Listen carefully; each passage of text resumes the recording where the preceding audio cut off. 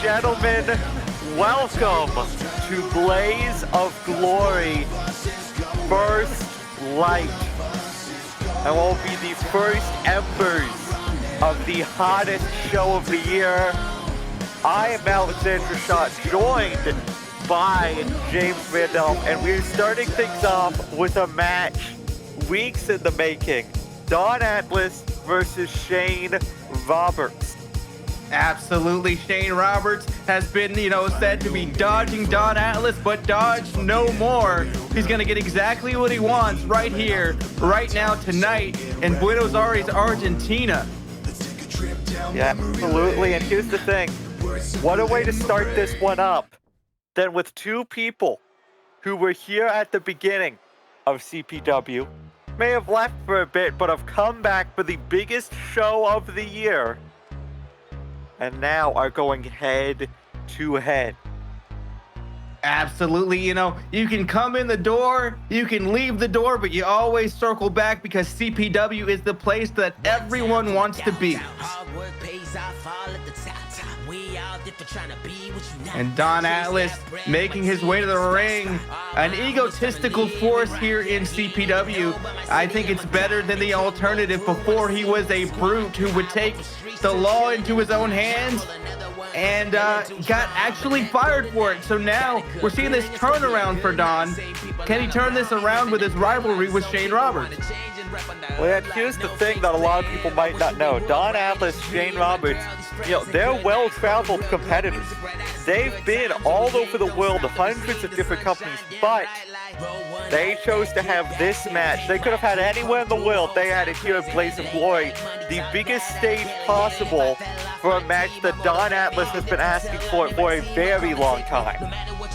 Absolutely. I think it's been almost years in the making at this point, ever since Don Atlas started to have this resurgence in pro wrestling, kind of recalibrate his ego a bit and, bring something forth that's a little bit different than we were used to prior. And it just hasn't happened, hasn't manifested, but it's manifesting here tonight in Argentina on the grandest stage of them all. Pretty sure that one's copyrighted.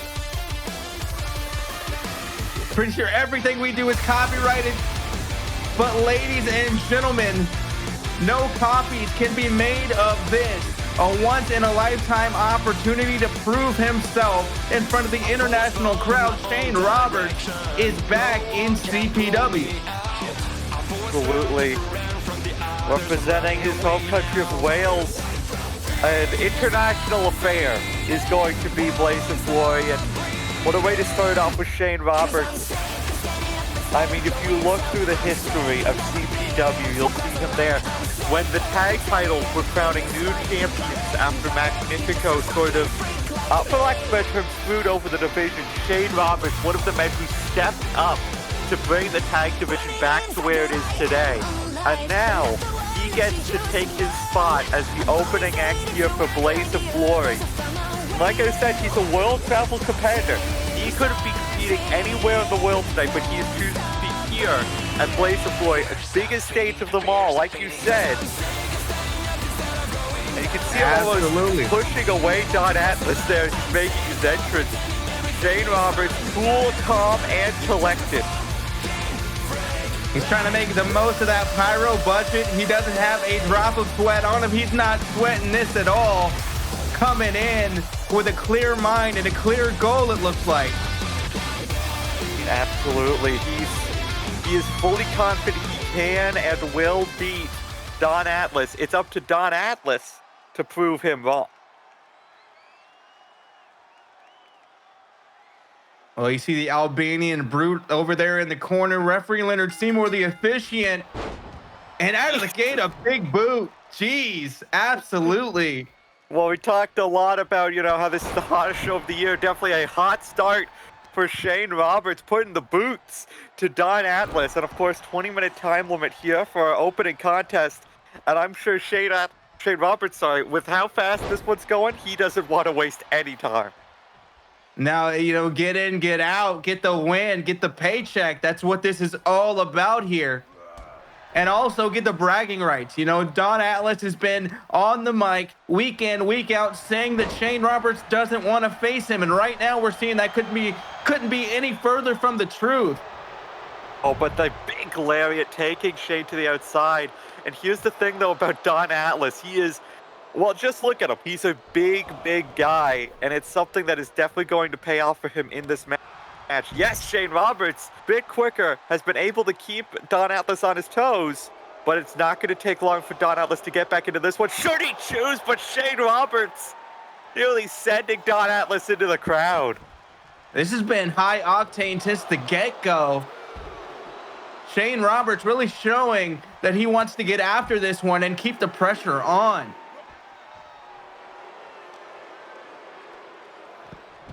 On the outside, though, super kick from Don Atlas. Yeah, Don's much more flexible than we give him credit for. He's a big guy, but he's also just got the technique there. But wait a minute. But also takes a bit too long, hot dogging and grandstanding, and Shane Roberts twice now has taken advantage of. And I get the feeling if Don Atlas keeps it up, it will not be the last time. As Shane Roberts now back in control of this match, commentators curse. Yeah, this can spin around at any moment, but Shane Roberts making his way back in the ring. What's going to happen here? Locking up, Irish whip against the ropes. Went for that back elbow, but Shane Roberts just too quick. Hip toss from Roberts, showing off some strength of his own. You can see all match long he's been targeting that arm of Don Atlas, and that's very smart. You take away the arm strength, you take away, you know, a lot of his offense, a lot of the big shots of Don Atlas, like Godspeed, like Sweet Dreams. You know, those big lariats, not going to be as effective if the arm is taken out of play. Absolutely, and say what you want, you know, you do have two arms, but it's way different to try to apply it with your non-dominant hand. So if you take out the dominant hand of Don Atlas, you're gonna have, you know, quite the easy ride pinfall here. 2 count. After that modified neck snap, Shane Roberts taking a breather on the outside there. Don Atlas trying to follow. Shane Roberts doing the best he can to attack the back of Don Atlas. I mean, Atlas is right. He looks like he could carry the weight of the world on his shoulders. He's just that damn big. And Shane Roberts is finding that out firsthand.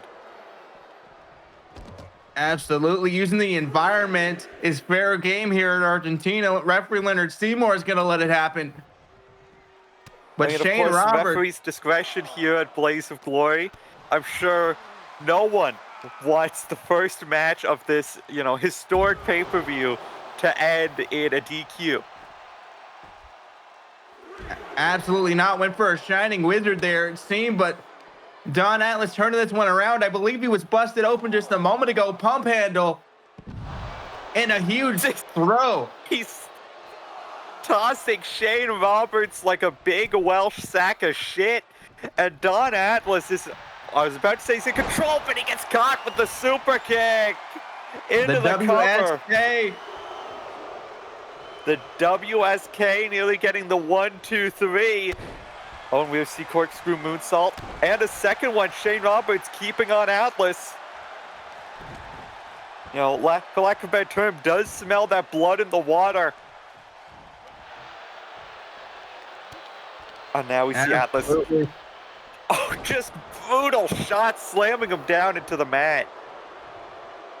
And I have to wonder if the blood in the eyes of Don Atlas is going to be a detriment here. You know, he's got enough to focus on with the quickness and speed of Shane Roberts, but now he can barely see. Now we see Shane Roberts sends Don Atlas off the ropes. Goes for the big drop kick. Instead, Don Atlas able to escape it. And now, again, just going back to basics with this brutality.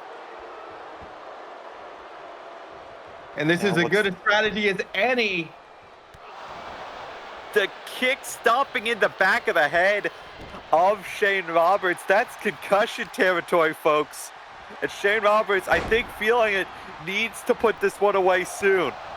Goes for a big kick of his own, not quite able to get it, gets caught with the knee. And now, Don Atlas almost stalking his prey here. Jesus, the repeated headbutts. I mean, you're not going to bust it open anymore. That forehead is already, gone for the night. Might as well use it to your advantage. Just brutal slams onto the mat. Pinfall here, but only a 1 count. And almost a cocky kick out there from Shane Roberts. Almost defying Don Atlas with that 1 count. And Don Atlas having none of it. As now has Shane Roberts up on his feet, sends him off the ropes, picks him up, and just tosses him like he weighs nothing. Like a damned rag doll. Goes for the backhand. Shane Roberts able to counter to the sling blade. Drop kick to that open cut. Roberts starting to get flying here. Corkscrew moonsault. And now picks him up. Knee to the head out of the ripcord. A second corkscrew. Roberts is firing on all cylinders. Absolutely, and I have to say that Shane Roberts is maybe even looking better as a singles competitor than he ever did as a tag team competitor right now. Absolutely, he is on fire. As now, I think, looking to go to the skies. Saying, Lenny, check this out. Oh, but a big miss. A crash and burn there for Roberts, but Don Atlas not able to capitalize. But you've got to feel maybe some damage done. But, well, hey, the hips seem to be working just fine. Maybe not. Ducks the lariat there, and now bringing him over to the ropes. What's he got planned here? I think looking to use the ropes for some leverage. And again, referee's discretion going to let these guys, play this one out, so to speak. Finally hits that shotgun drop kick. But Don Atlas, I think, through playing games. Another kick to the gut, and again stomping in the back of the head. Yeah, the trajectory of that kick, sending the head into the canvas, not a good look. If you're Shane Roberts, neckbreaker on the outside, the 1/4 inch padding, not giving.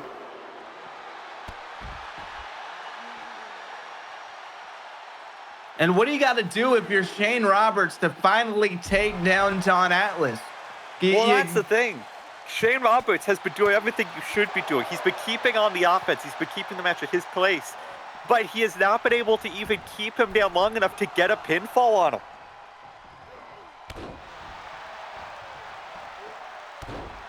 Only time Roberts has been able to get a fall has been when he fell into one. Don Atlas has done a great job of getting back to his feet as soon as possible, and Roberts doing equally as good of a job of trying to keep him off of them. Absolutely, it's like an up and down affair. Went for the WSK, but Don Atlas got into a brain buster. Don Atlas repeatedly targeting the head of Shane Roberts. Shane kick to the gut, kick to the head, WSK, cover center of the ring, finally able to get a pinfall. And it's the one that ends the match. Shane Roberts with a hell of a victory and almost giving a nod of respect to Don Atlas to close that one out. Absolutely. A great contest on both ends, but Shane Roberts getting the victory and coming back to CPW in a very, very big way. And that is just the start of Blaze of Glory. If that is the start of the fire, this show is going to be an inferno. And Shane Roberts, you can tell he is hyped for that win, but we must move on. And ladies and gentlemen, we are moving on indeed. Johnny D versus Daniel Horror, finally having this singles match. Johnny D has been attacking Daniel Horror throughout the last few weeks, interrupting him on commentary, all kinds of things to get under the skin. But right now it goes from under the skin onto the surface, and this is going to be combustible elements, bar none.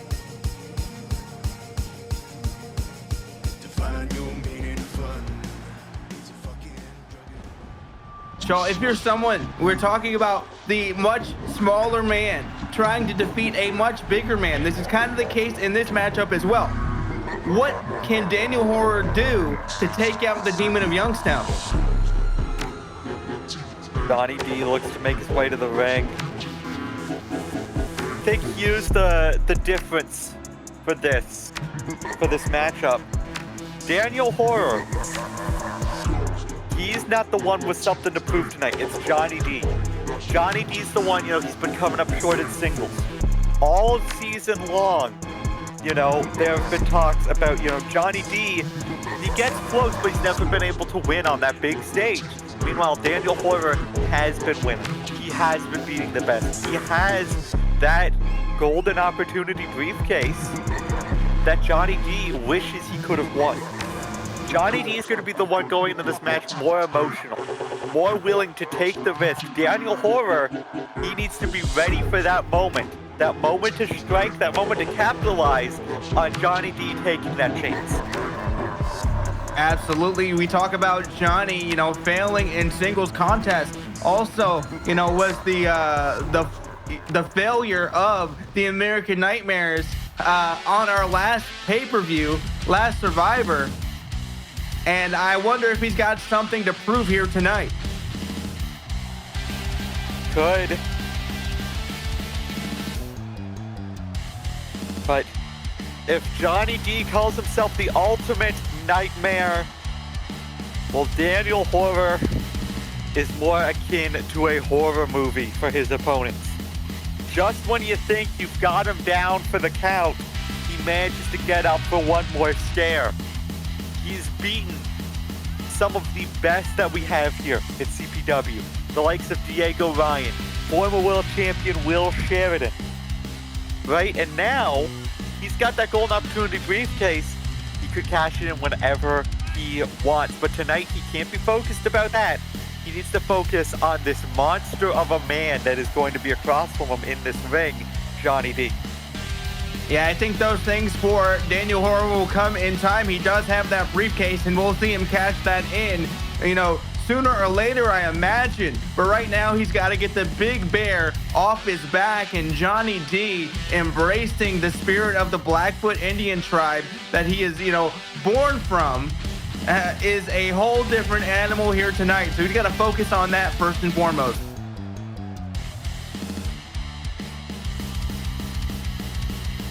This is obviously a match between two people who, some have called CPW originals. This is where they've made the biggest names for themselves.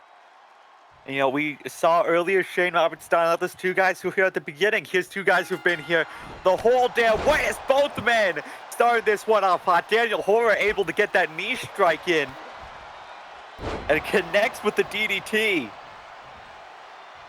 And it looks like to be a duplicate of the last situation. The much smaller man coming in with the quickness, but Johnny D, commentator's curse as you say, Shaw, taking advantage of a situation. Absolutely, and Daniel Horror, he's not one that's going to back down. He is going to bring the fight to Johnny D just as much as Johnny D is. This one is just going to be a pure 6 brawl for any lack of a better term. Absolutely. I see that they're going to use that outside quite a bit. Whenever we see Johnny D, he likes to go outside the ring and use the environment, and I feel like this is going to be no different. But the huge military press slam just showing the authority he has over his opponents. Johnny D looking good right now. What a big punch, and I see as Daniel Horror rolls out right in front of our announce desk, I think he got cut open by that punch already into this matchup. Definitely seeing some more red on Daniel Horror and not the trademarked shade.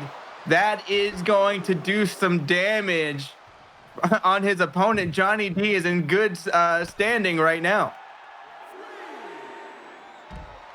And of course, we are joined by our Argentinian commentator here at our desk, moving so that he does not get in the way of Johnny D's rampage here on the outside. Johnny D just one big slam after another.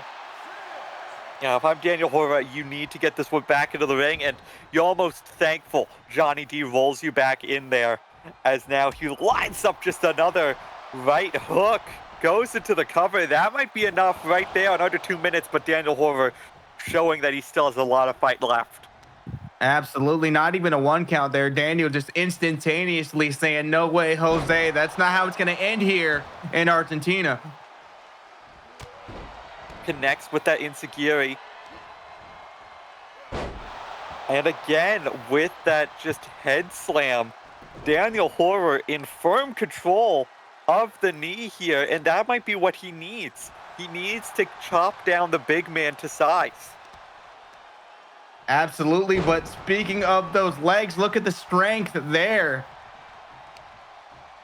Johnny D back in full control yet again. He's got his opponent on the ropes. Daniel Horror in a bad situation. Irish whip, but both men collide.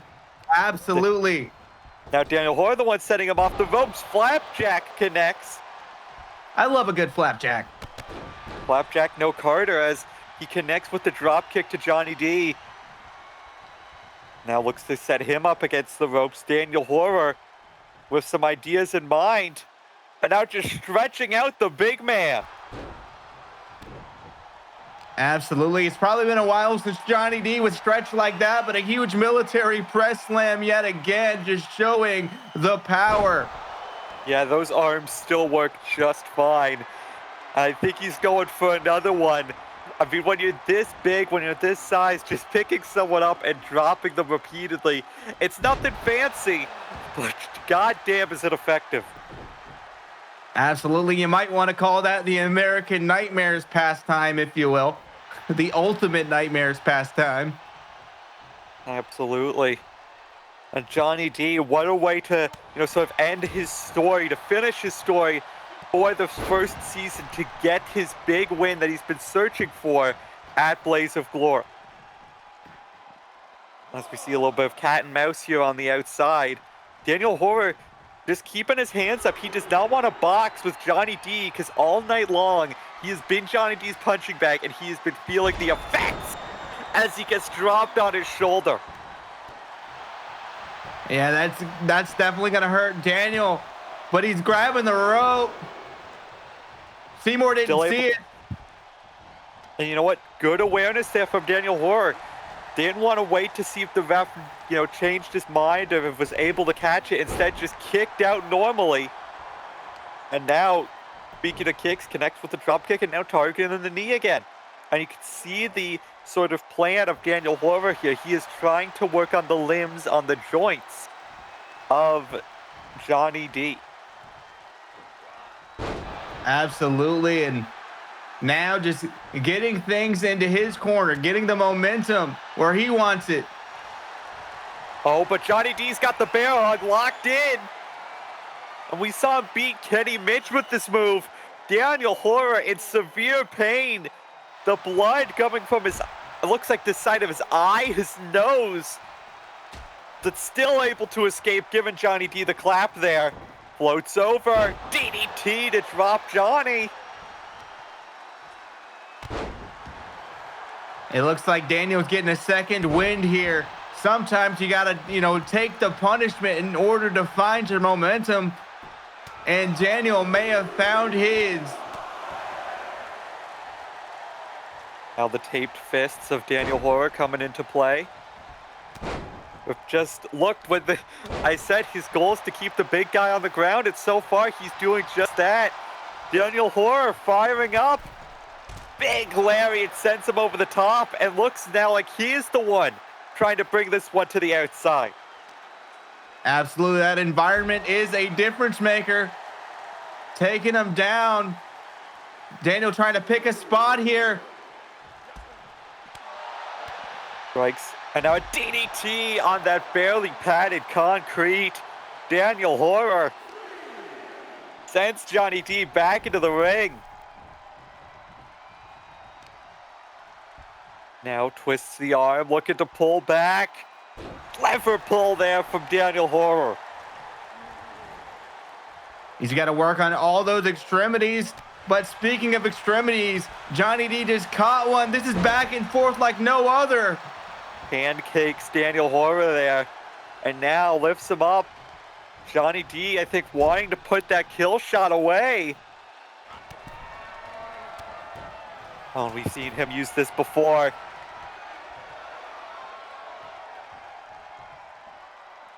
Rev up Johnny your measuring up. engines. Drive by on Biscayne Avenue. Johnny D may have shut the lights out of Daniel Horror, but he's not done. He wants the exclamation point on this matchup. Drops him with the Demon's Wrath. And Johnny D bloodies and beats Daniel Horror at Blaze of Glory First Light. Well, it's First Light, and Daniel Horror may have just gotten his lights knocked out. Johnny D is back on top at the end of the season, and I know he's feeling good about that, but don't, scoff at Daniel Horror. He'll be back stronger than ever the next time we see him.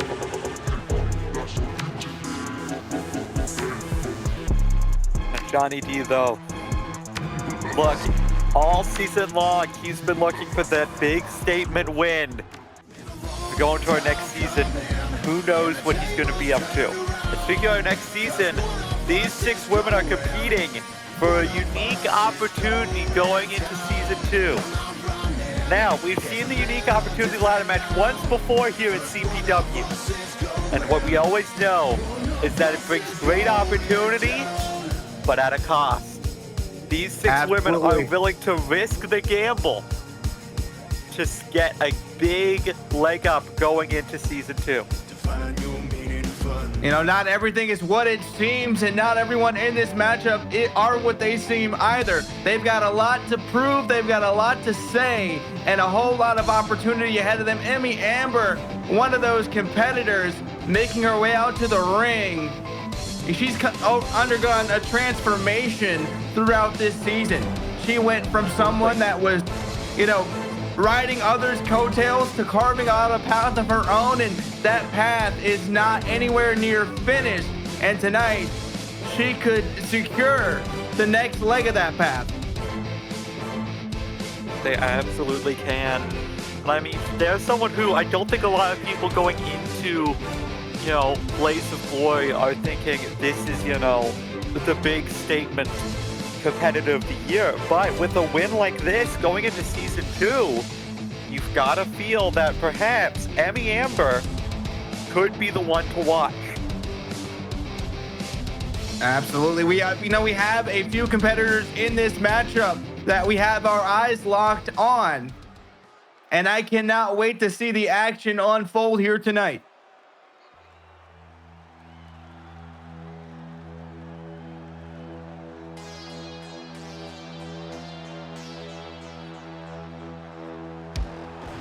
We go from Emmy Amber to Amber Arcade. Absolutely. She has the true player 1 energy, like her namesake, for sure. Absolutely, and here's the thing. You said player 1, well, she's definitely ready to make her way into this match and to claim this unique opportunity. A unique competitor, if you've ever seen one. Do not let her size fool you. She is pound for pound probably the strongest member of the entire CPW roster. Absolutely. That super Amber bomb is not something you want to get hit with, and I have a feeling that in this matchup tonight we're going to see them in spades.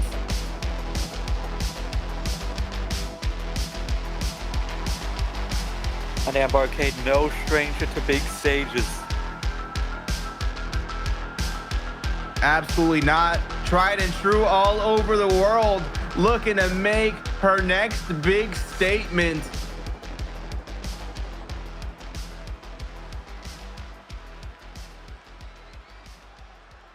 I mean, she's been a women's champion before. We don't know what's in that unique opportunity briefcase, but it could be a shot at a title. It could be something that gets her closer to becoming a women's champion again. Absolutely. And speaking of someone that would want to wear that gold, Sarah Ryan, the self-proclaimed badass, looking to put that namesake to the test here tonight against 5 other women. And someone who, has definitely been around the block, so to speak. Sarah Ryan trained Hisano. You know, we've seen that has trained Diamond Skylar, a former CPW Women's Champion.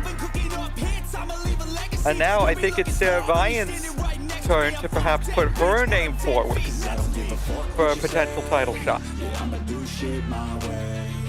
Absolutely. And Sarah Ryan, she's been, mounting this comeback, so to speak, in CPW. She's been trying to escalate herself to the upper echelon, and this could be absolutely what she needs to do it. She says she's going to do it her way. We'll have to see in just a moment. And, a bit more of a technical, hard-nosed competitor. But in a ladder match like this, you sort of have to take technical wrestling, throw it out the window. And speaking of throwing practical wrestling out the window, the least practical wrestler in all of CPW, the oddball, the Neon Panther, Callie Kaplan, coming out bubbled and all in Argentina. I mean, how can you not be a fan of Callie Kaplan? Someone who, they're an all-around competitor. High-flying, technical, striking, power, all of it on their side. And damn near one of the nicest people you'll ever meet. But niceties will not get her far in this matchup. She's going to have to turn up the jets, so to speak, to stand a chance here in this ladder match. But if you're talking about unique opportunities, there are few uniquer competitors than one Callie Kaplan. Absolutely. You talk about her being such a well-rounded competitor and being so good at so many facets of professional wrestling. And it's interesting because Callie doesn't set out with a style. She sets out like, hey, I like that. I'm going to use that. Hey, I like that. I'm going to use that. It's like, ooh, piece of candy. And Callie Kaplan is all over it. Absolutely. I mean, Callie Kaplan, someone we've not really seen in the title scene, which we've said a lot about a lot of these competitors, but that's what makes this match so, I guess, interesting to me. Because all six is women. You get a unique opportunity. You get an opportunity with a cost. All these women are willing to make that risk to finally get a shot. Absolutely, and look no further than someone that's willing to take that risk than Liza Horror. Liza's been taking risks all season long, trying to finally reach that top slot. And this could finally be the opportunity that breaks down that barrier, that glass ceiling for Liza, and she can finally truly say that she is unstoppable here in CPW. And Liza, a star-making performance in that gauntlet match at her last pay-per-view, but wasn't able to come out with the win. Someone who I think some people thought should have been in that match against Belle Florent, the woman who taught her, who was her mentor, but it wasn't to be. So tonight, Liza Horror gets another opportunity to move her way up the ranks. Absolutely, Liza, she made a hell of a story here, but speaking of a hell of a story, the phantasmal one, May Patak, is, something that we haven't seen in professional wrestling in many, many years. Just a presence, an aura that cannot be duplicated here. And those eyes tell the story more than anything else in this ring, that May Patak wants to be a champion or get the opportunity for a championship yet again. She's been a Desert Rose champion. Go ahead, Shaw. No, I was just going to say, May Patak, look, you see a lot of people that are a bit on the, well, not normal, supernatural, whatever you want to call it, side of things in this business, but there is something so oddly macabre about May Patak as she makes her way to the ring. And she claims to fight for, the light. And that's why she's been going after, the likes of Hisano since she's come to Uproar. But she still has the eye for gold, like any competitor does. And we've talked all night about unique competitors. Well, There are plenty of spooky, there are plenty of supernatural and unnatural wrestlers in the world, but there is only one May Patak. Absolutely. And as she extinguishes that light, we know that the time for games is over and a real uphill battle is about to begin. May Patak communing with the spirits over there in the corner as she is guided by their presence. And now, all 6 women are present here in the ring. This one getting underway. No time limit. This one must have a winner. Must have a winner and shall have a winner.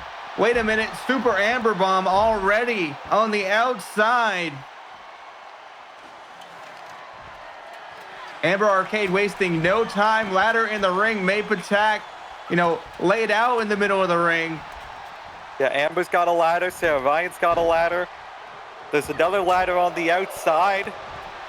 Looks like a tornado went through a Home Depot recently. I don't know if they have Home Depot in Argentina, but hey, whoever we cleared out is cleared out right now. Ladders upon ladder upon ladder here tonight. Kick upon kick upon kick from Callie Kaplan onto Liza Horror. Now, as we see 4th women in the ring with 2 ladders, Callie Kaplan and Liza Horror on the other side of the ring. Sarah Ryan lining up the shot on May Patak, able to get it. And Amber Arcade looking to do some modeling. But Amber able to stop Amber. Sarah Ryan power bombs Callie Kaplan on the outside. Dual Ambers in the middle of the ring. Chaos on the outside. Wait a minute. Callie Kaplan, huge running knee. Oh, Jesus. And Callie Kaplan looking to bring the chaos already. As now she sort of takes out part of the announce table. But Amber Arcade, the first to climb the ladder. As always, a padlock combination surrounding the briefcase. Every competitor has the combination. They just need to put it in. Absolutely. The most convoluted system to input that number. But 2 of those notches have already been ticked off there. Absolutely. As now May Patak drags down Amber Arcade. Sarah Ryan drops Emmy Amber the hard way. And Amber Arcade now looking for another Amber Bomb into and on the ladder. A double ladder connection for Amber Arcade, much to the chagrin of Callie Kaplan. And ladies and gentlemen, the weapons are legal in this matchup, not just the ladders. So Liza Horror going to town, swinging for the fences on May Patak before getting caught. Wait a minute, I think she landed on that ladder as well. Belly to belly on the outside. Just a lot of suplexes here in this one.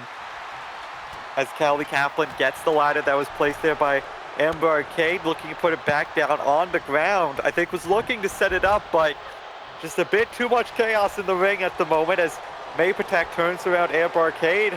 Has her up on the shoulders, drops her with the Michinoku driver. Absolutely. And Emmy Amber, inverted Alabama slam, connects to Sarah Ryan. Potentially everyone's out on the outside. Liza Horror's got her chance. Liza sees the moment in the making, setting up that ladder, but going for the kendo instead. Well, I think she sees Amber Arcade, various women surrounding her around the ring, takes out the ladder, not giving anyone a chance to climb. A very sound strategy, just on the way by, almost a drive-by, disassembling that ladder, so to speak. Snap suplex. And now handspring, Pele kick, nobody home though. As now, Sarah Ryan and Emmy Amber teaming up on May Patak. Callie Kaplan sends Liza Horror to the outside.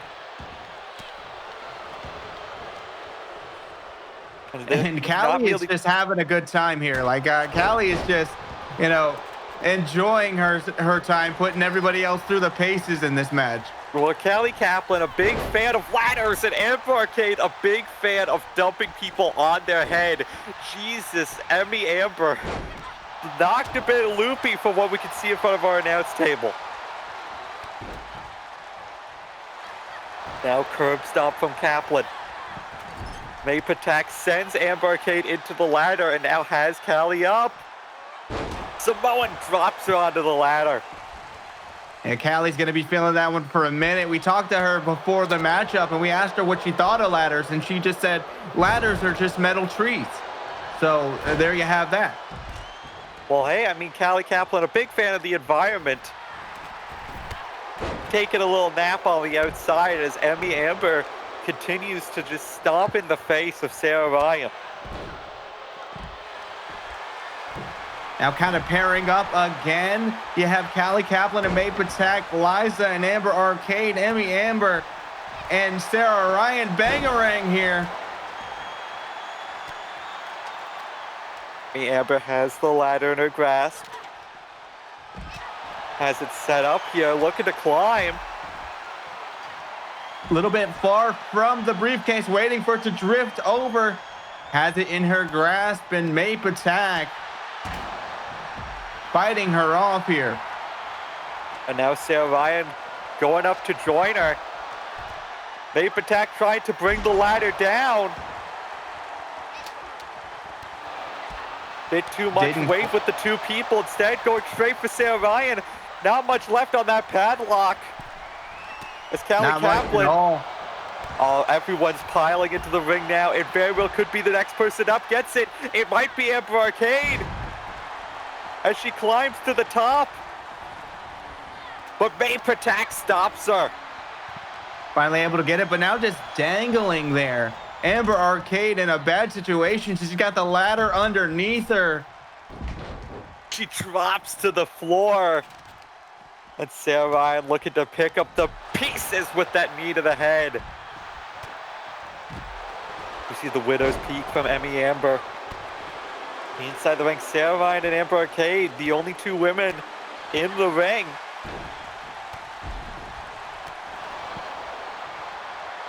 May But now May Patak, we've seen her knock people out with this.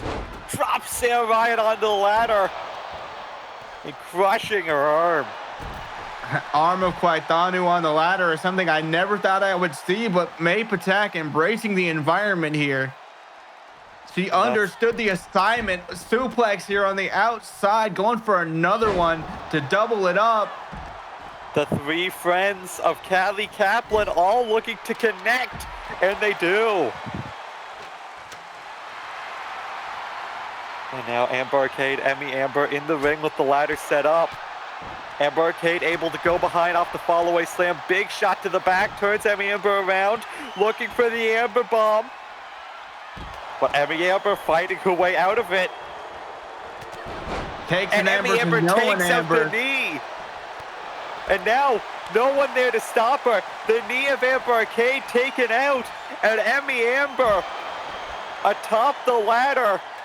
But Amber Arcade mustering enough strength to take her down with the Amber Bomb.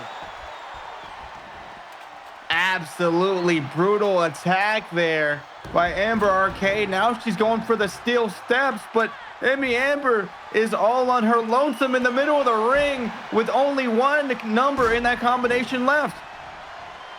Going back in to try and stop her, but it's too little too late. Emmy Amber has won a unique opportunity going into season 2.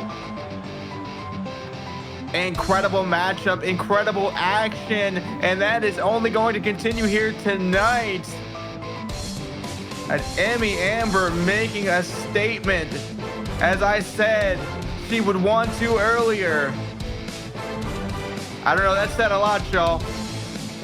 Absolutely, and look, we don't know what's going to be in that briefcase, but I'm sure whatever it is, well, I hope it's worth it for Emmy Amber after the hell she was put through. Absolutely. But speaking of hell, these two have made their lives incredibly hellish as of late.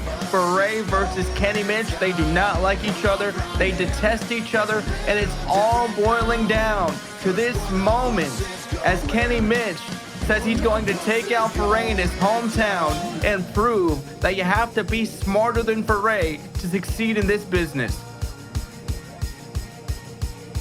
I'm not gonna lie, when you were first going to that, I thought you were gonna say you wish Kenny Mitch would go to hell, but I mean, I agree. I mean, I agree with that statement as well. But also unbiased commentators, unbiased. You know, we get paid to tell a story, and that's what the story is. Foray coming out in the Messi jersey, representing Argentina. And here's a man who, well, has definitely been quite the character throughout CPW. He's been a schoolboy, he's been poor, but tonight, he's Argentina's own. Absolutely, all the pressure rests on his shoulders for this great country to be elevated in the sport of professional wrestling. And Foray, with his bachelor's degree in pro wrestling, says he is the perfect man for that job.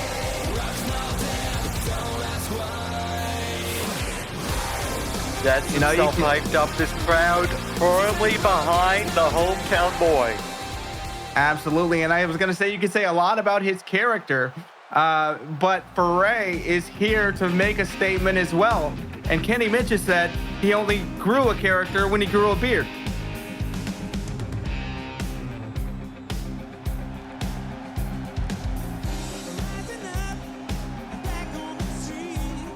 Kenny Mitch, in his delusion here, it's,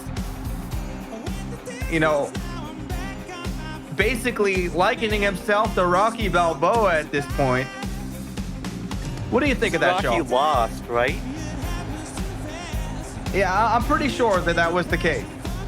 He's also wearing what seems to be the Stars and Stripes, which was more Apollo Creed's thing. And he's also and he died. Well, that's all you have to say about that, Kenny Mitch. I mean, listen, setting himself up. I'm okay with either of those fates befalling Kenny Mitch here tonight.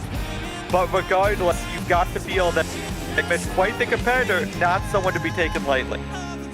Oh, not at all. He's got his antics, but I think it works in his favor. Kenny Mitch gets under the skin of his opponents. They're focused on what he's doing and not what he can do to you.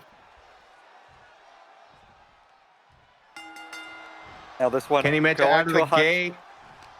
Just running into Foray. No real plan there, but instead just take him down, get some heavy hands in with those shots. I guess they don't play chicken here in Argentina. I guess not. As now, though, Anaconda Vice locked in from Kenny Mitch. Foray, shots looking like he's almost getting some shots into the eye of Kenny there. And of course, Loretta Seymour definitely going to let these two have control of the ring here. Referee's discretion definitely going to be in play.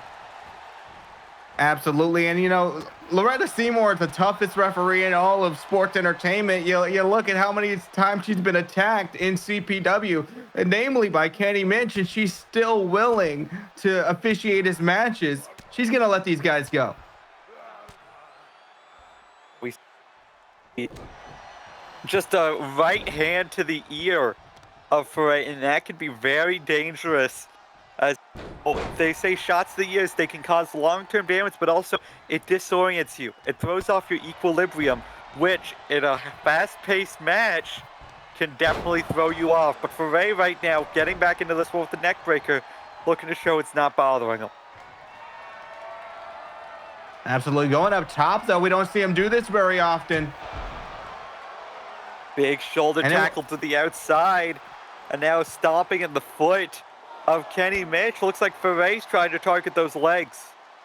Absolutely. That shoulder tackle wasn't graceful, but it did the trick. Now using the environment all his own. The announce table is just getting rocked right now. Yeah, it is not in safe space for us at the moment. As now, though, we see the Canadian torture rack locked in from Foray, an international flavor to this match already. It's definitely something I don't understand about Kenny Mitch. He's a Canadian through and through, and why is he wearing these stars and stripes? I don't understand. She's Canadian? As far as I know, I believe Kenny Mitch just said and went on record that he's actually Canadian. I thought he was Albanian. That's Don Atlas. Let's send it to our announce table. I think right now he's in Panian as he is attacked, as he just got slammed face first on desk. Regardless, Canada, America, England, Albania, Argentina, I don't think anyone is too big a fan of Kenny Mitch, and in that sense, he's an international talent. But Foray has done a great job of keeping this one back in his control. Kitchen Sink goes for the victory, only gets one. But keeping the pressure on here for Ray. Looking good for the hometown. You see the high mom signs in the arena, all for the hometown hero who loves his mother very much. But now going for something here. Has Kenny Mitch up. Backbreaker there out of the Oklahoma position. And Foray has been targeted. Just the back of Kenny Mitch this last little bit. But Kenny able to get out with that knee and connects drop kick. Now a super kick. Turns him around. German suplex connects. But only a one. Wait a minute, springboard, Kenny Mitch. Poison Rana. What a connection there. Well, Kenny Mitch owns the Bus Depot. He knows all about connections, and he's showing that here tonight.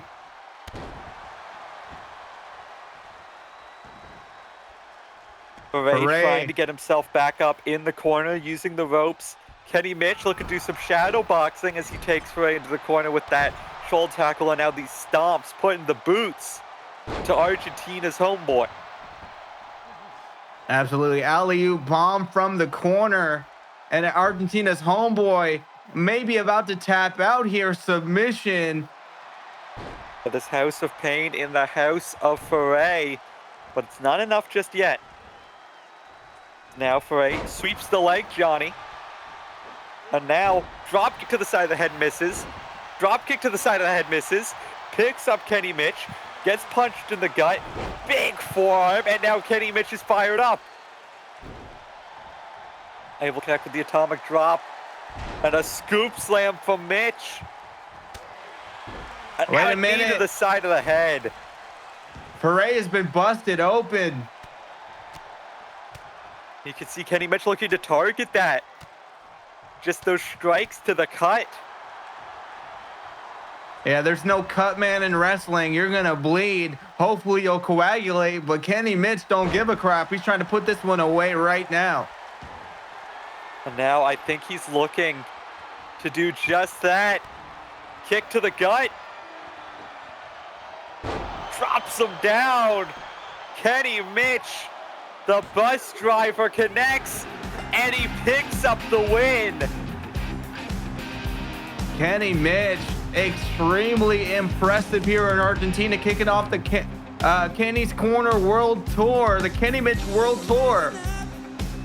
Well, that bus driver able to get him off to a hot start. And Foray, he's just distraught over there. Kenny Mitch is having the time of his life, but Foray, you see the look on his face.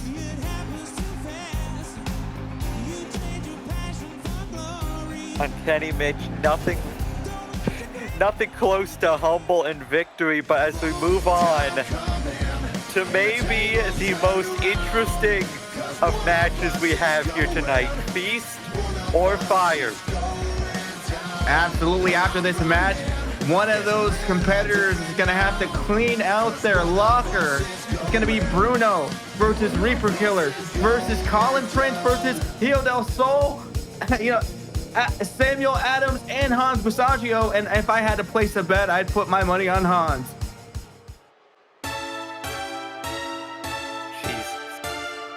Well, this is Iron Man rules. Most points within the time allotted gets the victory. Whoever gets the least amount of points, well, they're the ones that's fired. And I hope to God, if there is one out there, it's this man. Well, Colin Prince definitely is not a good taste in anybody's mouth here in CPW. Alongside Kenny Mitch, I think he's on the short list of individuals we could see walk out the door and no one would, shed a tear. He gets pinned by everybody. Every single fall in this match comes from someone beating Colin Prince's ass. Absolutely. We did see one American Nightmare pick up a win tonight. Colin Prince could very well do the same. Well, this guy stinks so bad he needs a respirator, so I don't know about that.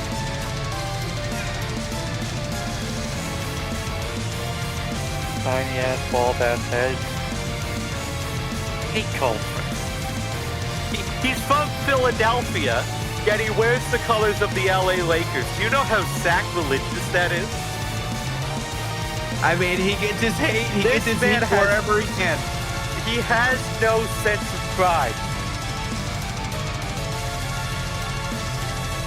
If you, asked him to define the word pride, he wouldn't even know what it was. He'd think you were talking about lions. But, ladies and gentlemen... Actually, we don't ask him about Pride Parade, so we don't want to get the show taken off YouTube. Regardless, on to the next competitor.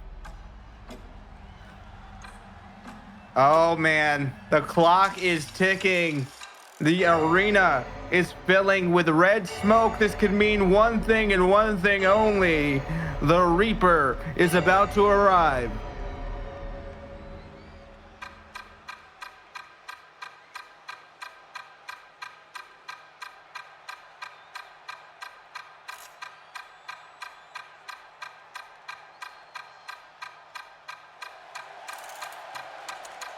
And ladies and gentlemen, can hear the clock ticking.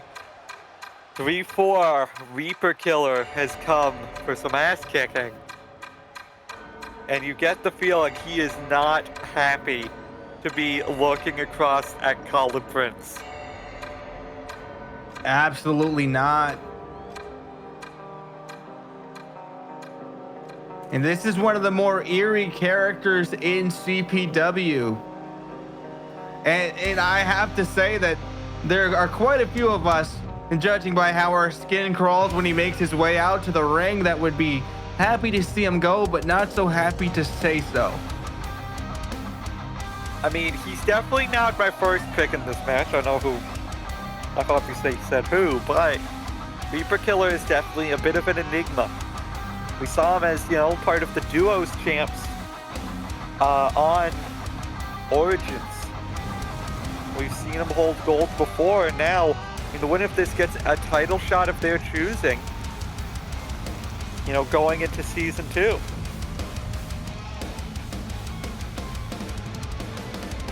And there is the eeriness. There is the aura we were talking about with Reaper Killer. And I have to wonder if Reaper Killer does win this match, what gold would he go for? We've seen him in tag team contests. He was quite successful at that. But seeing this man as a singles champion, this one-man army, so to speak, is something I can only think about in nightmares. Well, whatever he ends up being. If he ends up being. I'm sure he is hoping to use that title as almost a beacon, like a light to lure moths, for challengers to come for him to hurt them.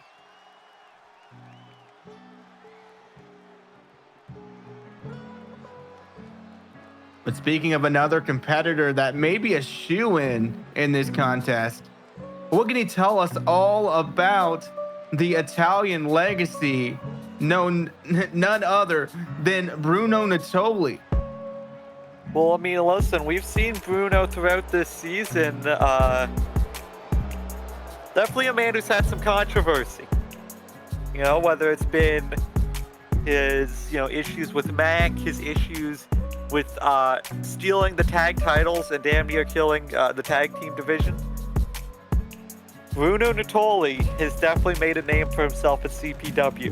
And I know a lot of people have wanted him to take that next step, to become, engrossed in the world title scene or perhaps in the heritage title scene. But he's not been able to make that jump yet.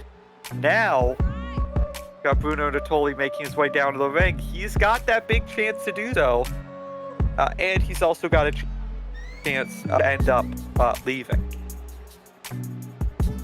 Absolutely. And Bruno, he comes off as egotistical and brash, but when it comes down to business, he is one to handle that business quite well. He's one of the, I would say, most talented we have on the roster, if he could get past his ego a little bit.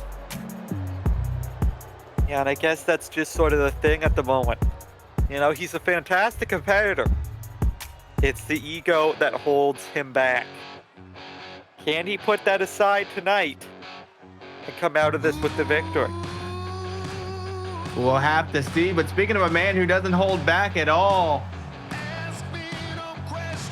Hans Passaggio, ladies and gentlemen.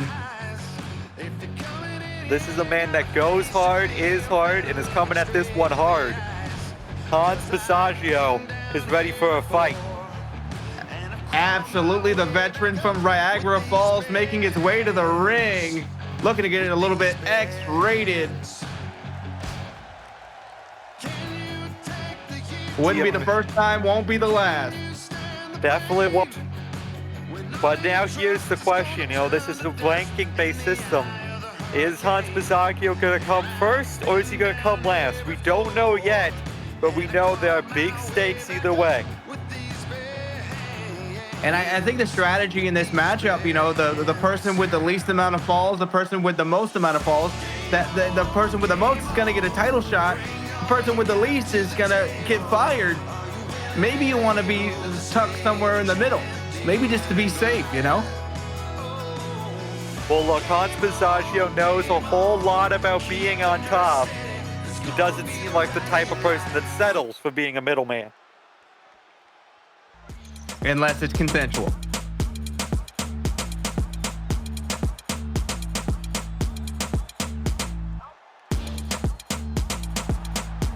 But ladies and gentlemen, I would say perhaps that Il Del Sol, out of all of these competitors, may have the most to lose. His career in CPW is just getting started. And now he has the unfortunate possibility of it ending here tonight at Blaze of Glory First Light. Yeah, it very well could come to an end. And I mean, that's what's so, interesting about this match. For, we've seen people like Reaper Killer, he was on Origins for a while. Same with Hans Passaggio. All these people have been around enough to make a name for themselves, except for Il Del Sol. And I believe this may be our final entrant into this matchup, Samuel Adams, the Enigma. I'll be honest, I don't know as much about Samuel Adams as I would like to. So would you shed some light on this competitor for us? Well, not a lot to shed. We've seen him so far, turn up on the likes of Origins, on the CPW Live tours. But sort of in a similar way to he's a newcomer to the uproar scene, but he is not someone to take lightly. He's someone who could very easily come out of this as a heavy favorite. And even if he doesn't win, I predict he will hold gold next season. Oh, unless he gets fired, in which case I'll look like an asshole. Yeah. I was gonna say, he might have to apologize in the unemployment line, depending on how this works out. But Samuel Adams, once he takes that mask off and you see the true mood that he is in, you will know whether it's going to be a good day for you or a bad day. Wait a minute. What are these guys doing on the outside? Bruno and who was that looking to fight? I think it was Hans Massaggio. Ready to get started already. I mean, yeah, this is going to be... This one's going to get off to a rocketing start. 20 minutes on the clock. Most falls wins. As now, immediately, Magnificutter. Oh, please, gotta fall out of this. One. Oh, but he's able to break it up, and I guess that's the thing. You don't want the other people to get falls as well. You want to keep the scores as even as possible and keep you in the lead. As now on the outside, though, Hans Massaggio has the tight package locked in, but it's not enough. Not enough, but wait a minute. Reaper Killer is down. Is he out for the count? Loretta Seymour is just out of sorts here with all the action she has to contend with. I mean, look, it's a chaotic mess all throughout. It's now a huge speed of strength from the Luchador, just tossing Reaper Killer around like he weighs nothing. Yeah, absolutely. Hijo del Sol must be feeling like he's the greatest of all time right now after lifting him up like that. Deadlift champion. Oh, the chair introduced again. No disqualifications in this matchup. Falls count anywhere. Just pin a guy, make him tap out, and you get a point. Loretta Seymour goes for the cover, but again, this is just such a chaotic match. It takes so long to get into a fall. Absolutely, and another cover, but again, just it takes a while for the referee to even get the chance to acknowledge it's so much chaos all over the place. And that's why I think we need dual referees in matchups like this. Whenever there's more than, I would say 5 people involved in a match, or maybe even 4 people involved in a match, there should be a second referee. Well, Loretta's all we got right now. Knee to the head from Samuel Adams. A Forsaken Reality gets the first fall of the match. Samuel Adams is up a point. Samuel Adams knocking that little tiny noggin of Colin Prince, and now Reaper Killer fighting for his life on the outside. Oh, but Colin Prince, nearly ties it up, thank God. Hans Massaggio has Colin Prince turned around. Oh, but Colin! No disqualifications in this matchup. It's all legal. And I mean, what a big target to hit.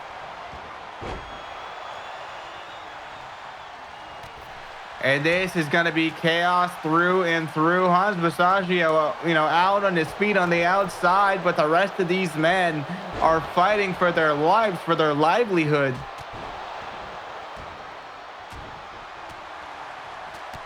Now rolling elbow. Samuel Adams and Hijo del Sol taken to the outside. Look, this falls can air, but there's almost a bit of an advantage to going for a pin in the ring because that's where the referee will be. They'll be able to make the count that little bit quicker. Absolutely. Brainbuster on Reaper Killer. Tully choosing to go to the outside. And we see the big boot from Reaper Killer. Colin Prince out on his feet trying to just get up. A ball lariat from Prince takes down Reaper Killer. And now it looks like Colin Prince is maybe looking to get on that scoreboard. Yap Fist connects. Goes into the cover. Referee's right there. But Samuel Adams protects his lead. He's the one up, sort of on the 8 ball right now. He is in first place at a second knee strike to Prince. Might be a second point. But Reaper Killer able to stop the lead from getting too far ahead of things. Absolutely. You got to put a stop to that, because if he pops the lid off that one, he might just get... wait a second. Chokehold locked in. But no. And that's why it's so difficult to just get a single point. Samuel Adams found that sort of perfect moment. Now someone else is going to have to try and replicate it. Absolutely short arm clotheslines here by Hans Basagio, getting up close and personal with a Reaper Killer. For drop kick. As now Bruno Natoli has a bit of an equalizer there, gets disarmed, however, by Hans. And Colin Prince now going after Bruno Natoli. Big right hand. We see Reaper Killer simply spitting blood nearly 5 feet into the air. I don't know if his anatomy is the same as an average human or what, but that can't be good. Wait a minute, more blood here. Must have knocked the rest of it loose on that DDT. And now just people throwing bombs, throwing strikes, doing what they can.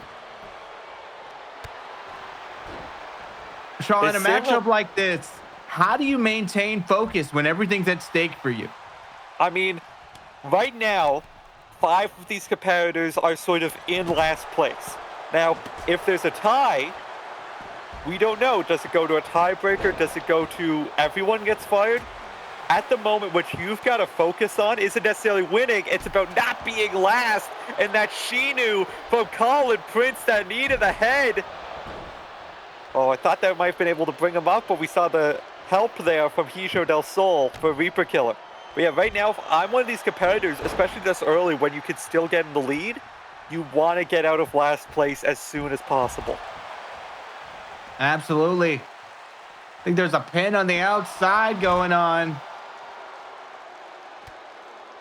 Camera angle not quite great, but Reaper Killer trying to take advantage of it, but gets tossed in the ring by Bruno Natoli. Big running knee to Bruno from Colin.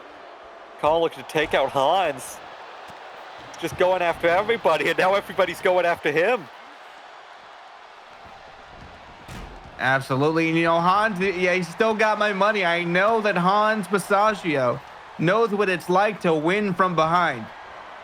Absolutely. As now Sam Adams takes out Bruno Natoli. Those two in the ring with the referee. And Samuel Adams, the only man in the ring, as everyone else is in a huge pile on the outside. And he's looking to join the chaos. And immediately gets sent back into the ring. Wait a second. Magnific cutter to Hans. But El Hijo able to break it up. And now Reaper Killer in the ring on Samuel Adams. Hijo looking to play defense. Now they'll lift it up. Electric chair. Trying to keep that gap from getting wider. Wait a minute. Sicilian scoop slam. Beautiful. But again, Del Sol able to keep on defense. He doesn't want this lead to get even more insurmountable. Almost an inverted Sicilian scoop slam there. Very innovative offense by Bruno Natoli, because we know how devastating he can be. Colin going for the pin after a low blow on Reaper Killer. And now the equalizer used on Hans Basagio. But everyone just in one place, no one able to get a good read on a pinfall.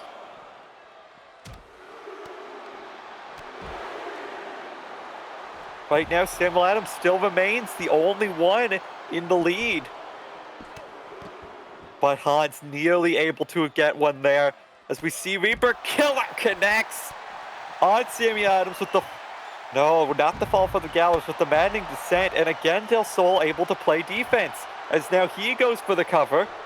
And he's the one stopped.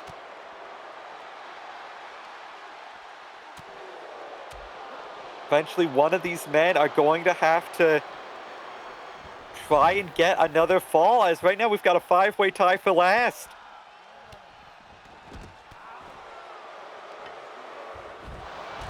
Yeah, something's got to give. Got a big set of stairs here.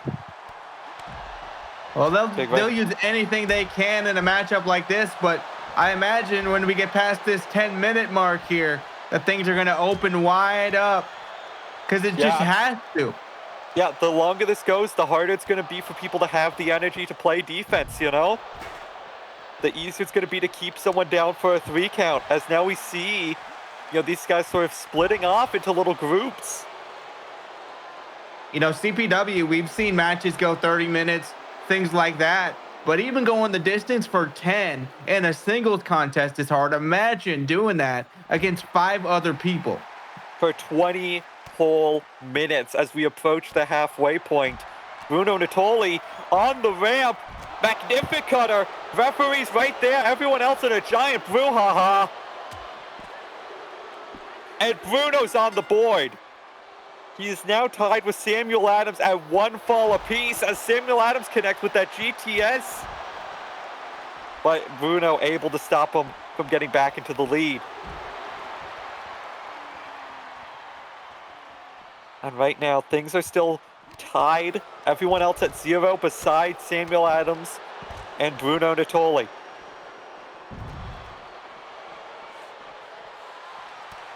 As now, fall away moonsault slam there by Hans. Hijo del Sol walking around the outside there. He's not quite 2 Trailer Park Girls, but wait a minute. Able to hit the Yap Fist was Colin, but Bruno right there to save his lead. Hans, though, has Del Sol wrapped up tight. And that's a 3 count.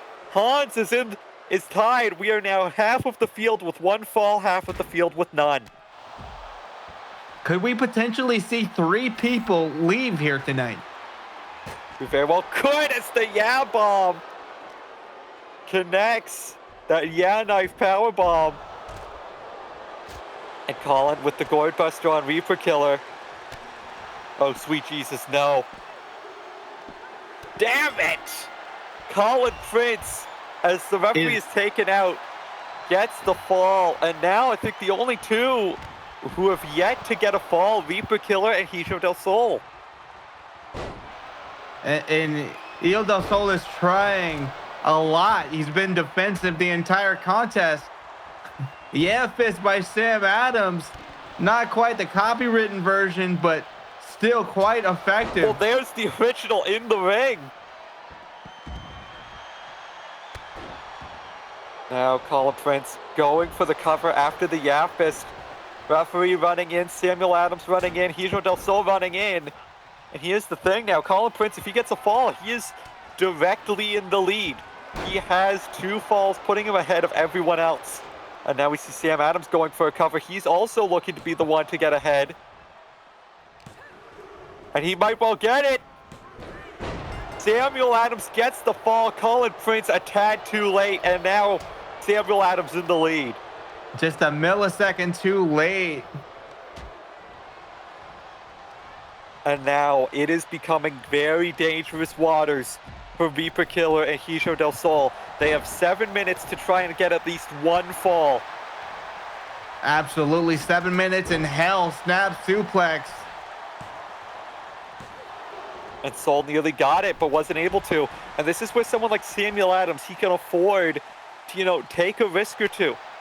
He's ahead of Hijo del Sol and Reaper Killer by 2 points. If one of them gets a fall, it's not the biggest deal.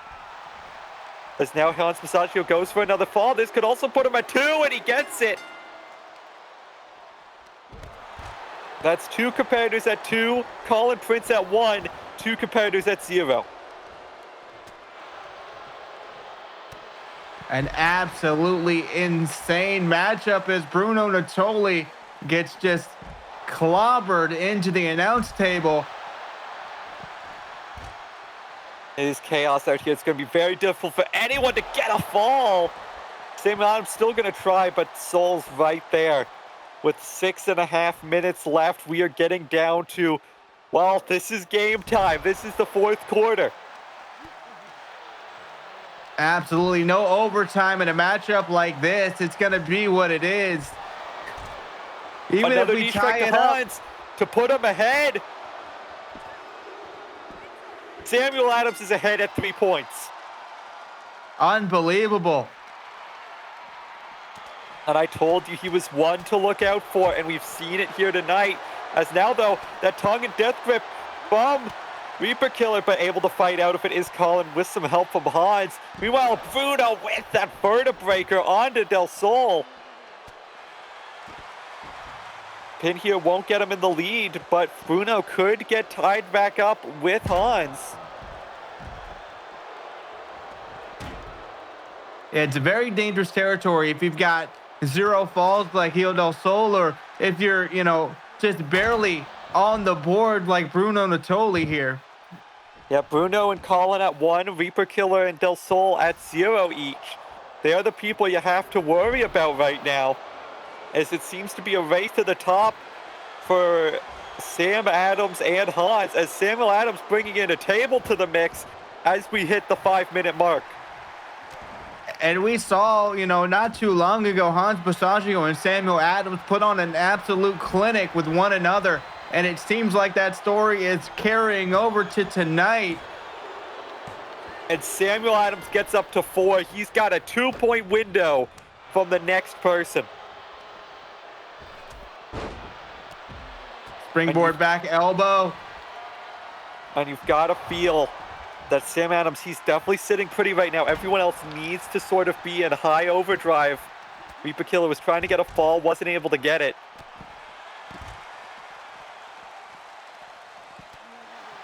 If you're someone like Del Sol or like Reaper Killer, what do? Maybe you go to your playbook there with the poison mist.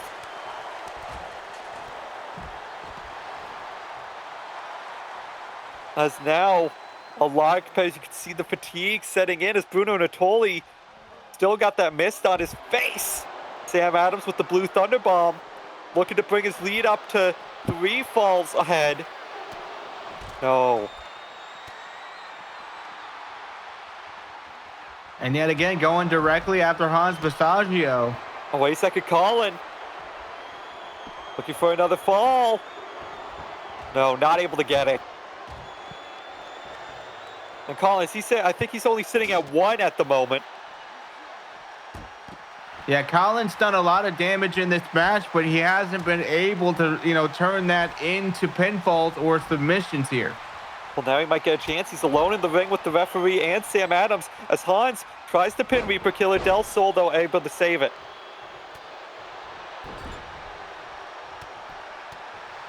Now's about the time that Del Sol really needs to get a fall just to stay in this one somehow. Yeah, just to keep himself from losing his job.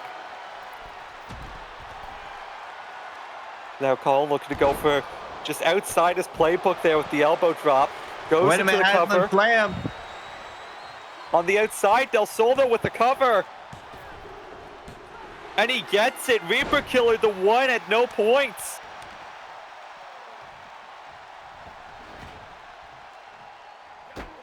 And right now, that's what we've got to look out for. Samuel Adams in the lead with 2 points ahead of Hans Basagio. But Reaper Killer now at the bottom alone. As now Del Sol goes for another cover. And now it's Del Sol at 2 points. Moving into second. Hold on the inside. Magnificutter. It connects. Perhaps another person at 2.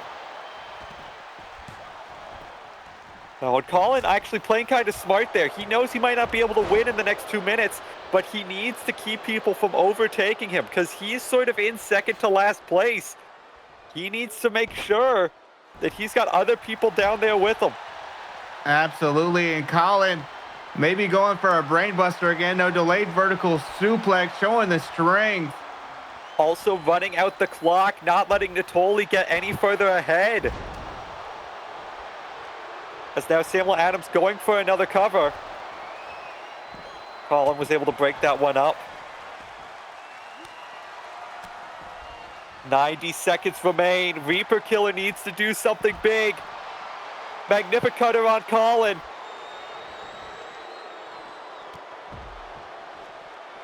To the cover now.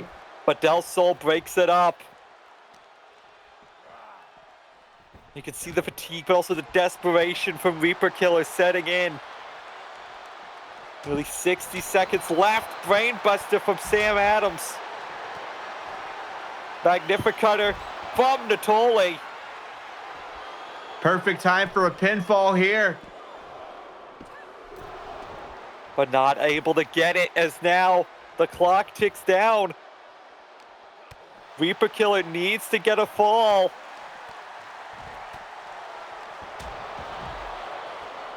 Throwing a couple people into the ring. Colin going for a cover. Del Sol breaks it up. Needs to get separated from the crowd of bodies if he wants to get a pinfall here. Yeah, as Colin playing defense, not wanting to get put on the chopping block. If Reaper gets the win, if he gets a pinfall or submission. 15 seconds, Reaper Killer alone with Natoli. He needs to go for a cover, and he needs to go for it now. Looks like he might go for a submission, but I don't know if there's enough time. Not able to get the submission. Sam Adams wins, and Reaper Killer no longer a member of CPW. That was not the way I expected it to go, but ladies and gentlemen, Reaper Killer has, essentially had his career laid to rest here in Argentina. I don't think he's gonna take that too kindly. No, but I also think the CPW roster breathing a little easier. Although the question now has to be asked. Sam Adams gets his choice of any title shot he wants in Season 2. Gotta wonder who he's gonna be going for. Absolutely, and the landscape of who he might aim for is, probably gonna change drastically once Night 2 of Blaze of Glory is over.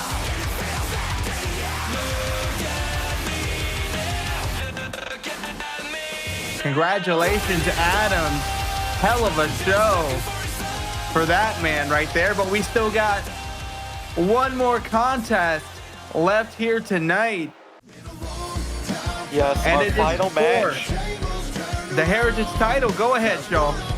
Yeah, our final match tonight, the first title match of Blaze of Glory. Dan Darnester wanting to see what Nova Matthews got, wants to see what the next generation that he's been training in the CPW Performance Center has got, and what better way than to end First Light with him defending his Heritage title against Nova Matthews. And you got to give it to Darnester. He is going to be a fighting champion, and he does see the potential in the up-and-coming roster. So for him to see something like that in Nova Matthews, it says a whole lot about this man coming out right now.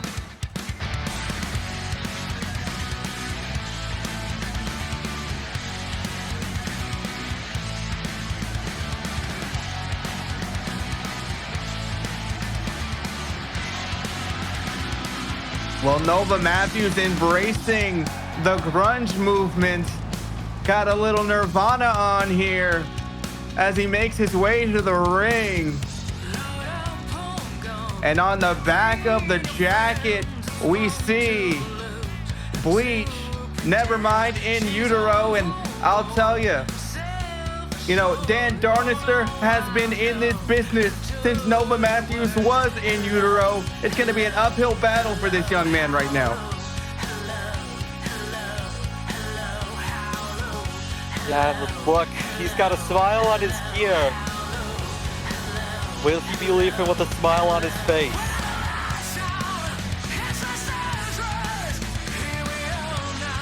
Nova Matthews definitely coming into his own for this one. He looks ready, he looks prepared, he looks confident. And that's what he's going to need to go head-to-head with the Heritage Champion, Dan Darnester.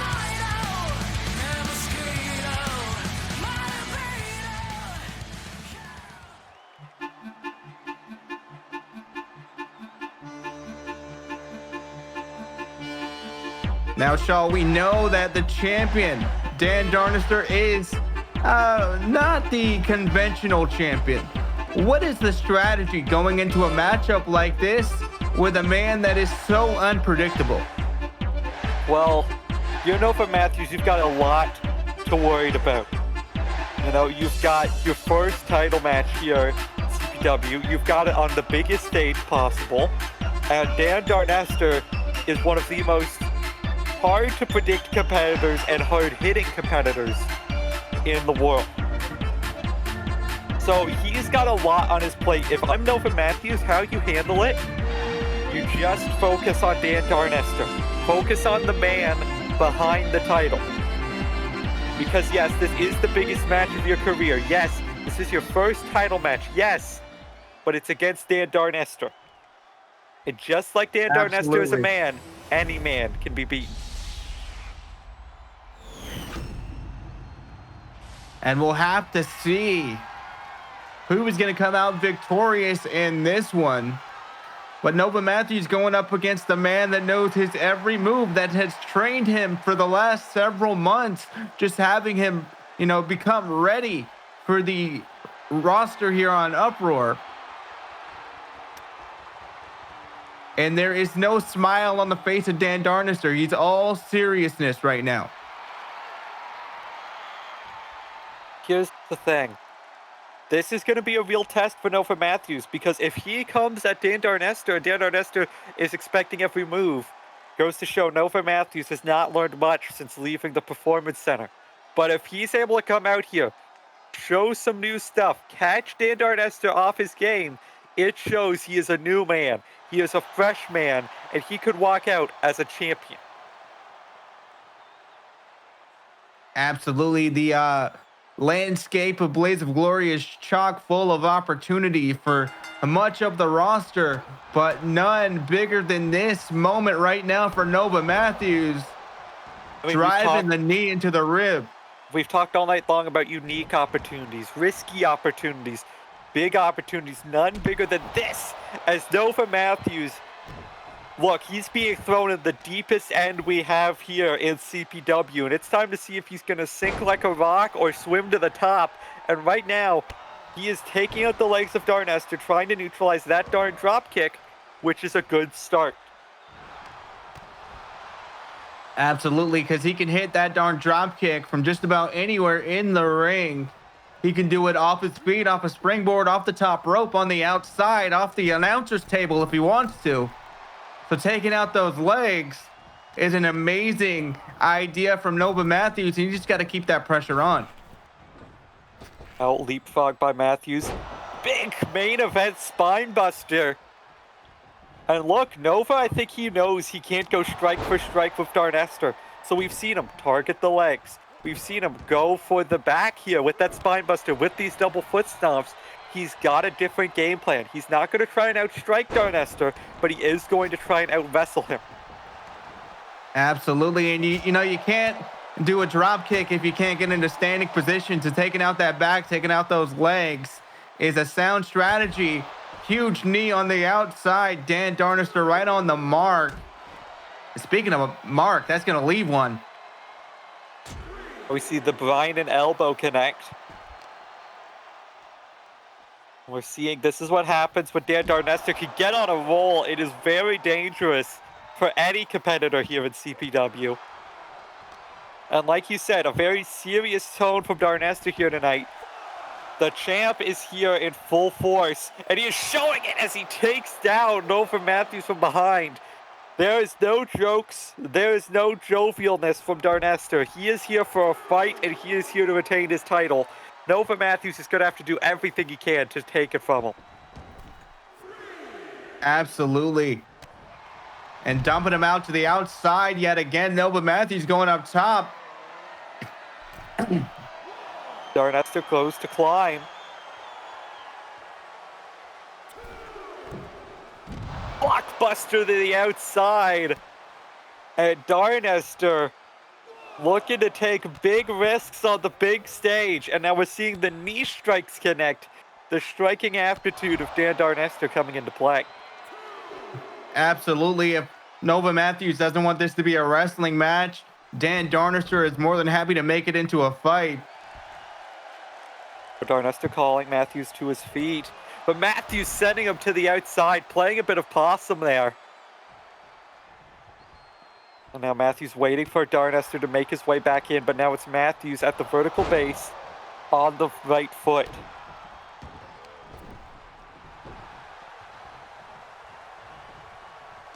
Nova asking Dan to come back in, and he's happy to oblige. Goes over, and a huge spine buster yet again, this time with a pinfall. This time Rage just float over into the pinfall, only able to get a 1. Now we see again targeting the back.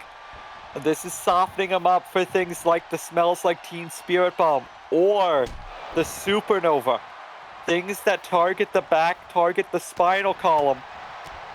And you can see that's the strategy of Nova Matthews here. Absolutely. It's now Rings of Saturn locked in. Looking for the submission hold. Leonard Seymour in perfect position, asking Dan Darnesto if he wants to give this one up.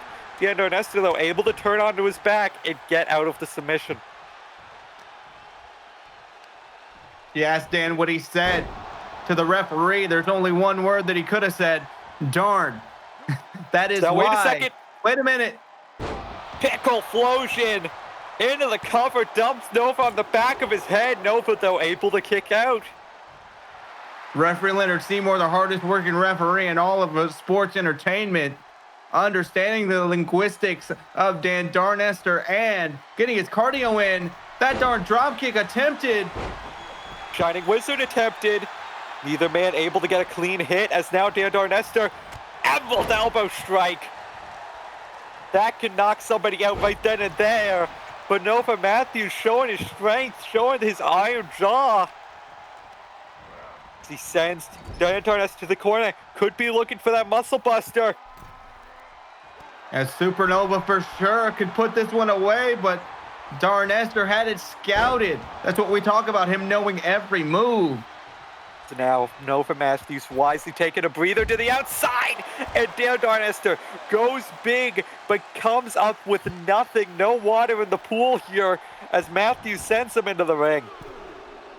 Absolutely, they say go big or go home, but Dan Darnester might go home on a stretcher after that one. Now we see him able to pick that leg, was able to stop Darnester from going for a springboard. Now Darnester with the strikes, looking for that springboard, that door drop kick, but Nova Matthews explodes out with a clothesline. These two men going hell for leather. Now Nova Matthews sent to the corner. Up and over, big elbow. Dan Darnester firing up. Tiger Fate kick connects to Nova Matthews. That might be enough right then and there, but Dan Darnester wants to put this one away. Backing up. That darn drop kick connects into the center of the ring. 1, 2, 3. And Dan Darnester picks up the win, but you've got to give it up to Nova Matthews, who had a fantastic showing here. If he had hit that muscle buster, if he had hit that supernova, you've got to feel it would have been all over. There were so many what-if moments in this matchup, and it gives us an indication of the trajectory of Nova Matthews going forward, with the champion retaining on this main event of Night 1 of Blaze of Glory. First Light has now been lit, and that man stands tall at the end of it all. Absolutely, as Dan Darnester leads the crowd in a chance of darn. That's going to be all for Night 1. I've been Alexander Shaw, joined by James Randolph, bidding you all a very farewell adieu. We'll see you for Blaze of Glory. Give us a like and subscribe.